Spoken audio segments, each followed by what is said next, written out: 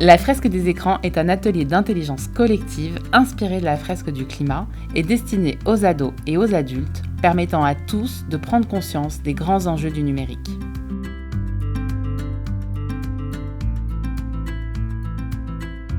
La fresque des écrans, c'est 6 à 8 ados ou adultes autour d'un paperboard et 75 cartes pour reprendre le pouvoir sur les écrans.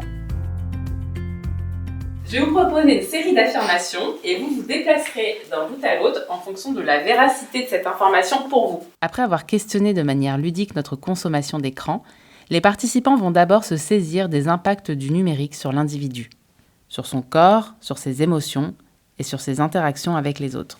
Les contenus que nous regardons sur les écrans peuvent nous créer des émotions intenses, allant du plaisir à court terme, l'excitation au dégoût, la colère ou l'anxiété.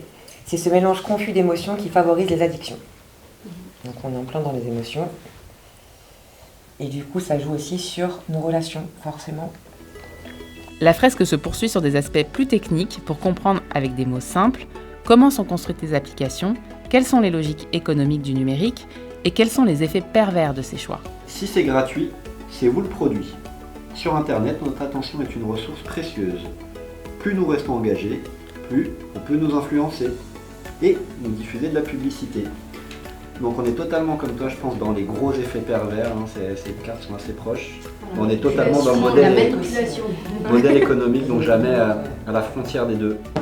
Pour finir cette première partie, chacun prend conscience des grands domaines concernés par les usages inappropriés pour se projeter concrètement sur les impacts collectifs et le vivre ensemble.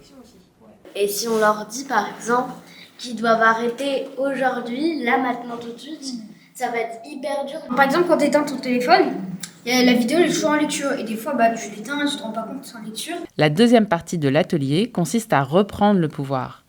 Car il ne s'agit pas de diaboliser les écrans, ils font partie de nos vies. Et à vrai dire, ils peuvent être de précieux alliés si l'on parvient à réguler nos pratiques. Pour cela, les participants sont invités à classer leurs usages sur une grande matrice en 2 axes. J'ai envie, je n'ai pas envie. C'est futile, c'est utile. Bien sûr, il n'y a pas de vérité toute faite, chacun est libre d'apprécier ses propres habitudes.